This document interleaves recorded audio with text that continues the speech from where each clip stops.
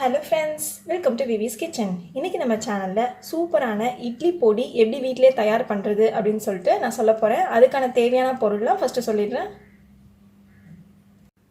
நீங்கள் எந்த அளவு வெள்ளை உளுந்து எடுக்கிறீங்களோ அதே அளவு கடலை பருப்பு எடுத்துக்கோங்க. நீங்கள் வெள்ளை உளுந்துக்கு பதில் கருப்பு உளுந்தும் சேர்த்துக்கலாம். காரத்துக்கு தேவையான அளவு காஞ்ச மிளகாய் சேர்த்துக்கிறேன். நான் 12 காஞ்ச மிளகாய் எடுத்து வச்சுருக்கேன். கொஞ்சமாக கறிவேப்பிலை எடுத்து வச்சுருக்கேன். அரை டீஸ்பூன் மிளகு எடுத்து வச்சுருக்கேன். அரை டீஸ்பூன் ஜீரகம் எடுத்து வச்சுருக்கேன்.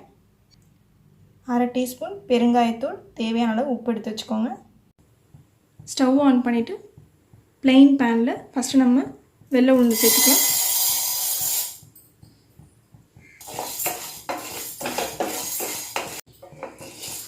பொன்னிறம் வர அளவுக்கு நல்லா வறுத்து எடுத்துக்கோங்க. உளுந்து நல்ல வாசனையாக வந்துருச்சு. அதேமாதிரி நல்லா பொன்னிறமாகவும் ஆயிடுச்சு. ஒரு பிளேட்டில் ட்ரான்ஸ்ஃபர் பண்ணிக்கலாம்.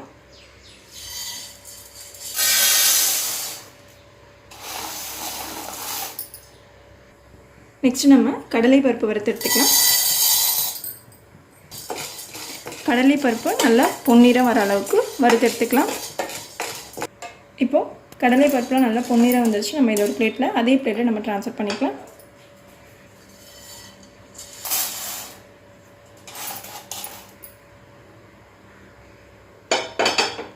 நெக்ஸ்ட் நம்ம காஞ்ச மிளகாய் சேர்த்துக்கலாம். காஞ்ச மிளகாயும் நம்ம நல்லா வறுத்து எடுத்துக்கலாம். இப்போது காஞ்ச மிளகாய் நல்லா வறுத்தாச்சு. நம்ம அதே பிளேட்டில் ட்ரான்ஸ்ஃபர் பண்ணிடலாம்.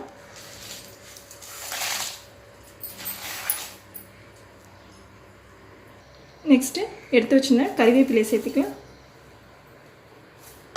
கறிவேப்பிலையும் நம்ம நல்லா வறுத்து எடுத்துக்கலாம்.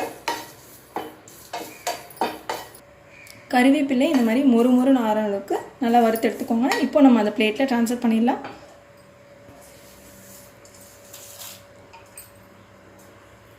நெக்ஸ்ட் நம்ம எடுத்து வச்சுருந்த மிளகு ஜீரகம் சேர்த்துடலாம். இது ரெண்டுத்தையும் நம்ம நல்லா வறுத்து எடுத்துக்கலாம். இந்த மாதிரி நல்லா பொரிஞ்சு வந்ததுக்கப்புறம் ஸ்டவ் ஆஃப் பண்ணிவிடுங்க. இப்போது நம்ம அதே பிளேட்டில் ட்ரான்ஸ்ஃபர் பண்ணிக்கலாம்.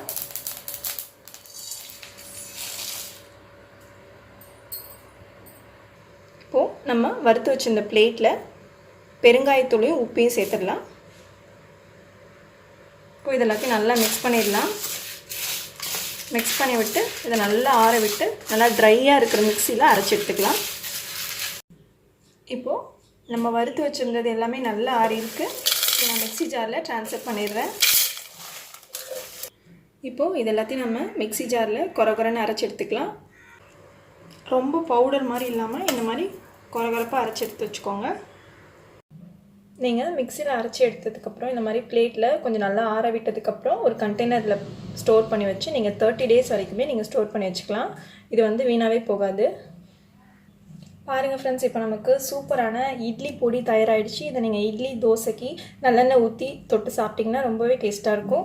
இது வரைக்கும் நம்ம விவிஸ் கிச்சன் சேனலை நீங்கள் சப்ஸ்கிரைப் பண்ணாமல் இருந்தீங்கன்னா சப்ஸ்கிரைப் பண்ணிடுங்க. பக்கத்தில் இருக்கிற பெல் ஐக்கானையும் கிளிக் பண்ணி வச்சுக்கோங்க. அப்போ தான் நான் போடுறேன் புது வீடியோஸ்லாம் உங்களுக்கு அப்டேட்டடாக வந்து சேரும். லைக் பண்ணுங்கள், ஷேர் பண்ணுங்கள், கமெண்ட் பண்ணுங்கள். Thank you friends.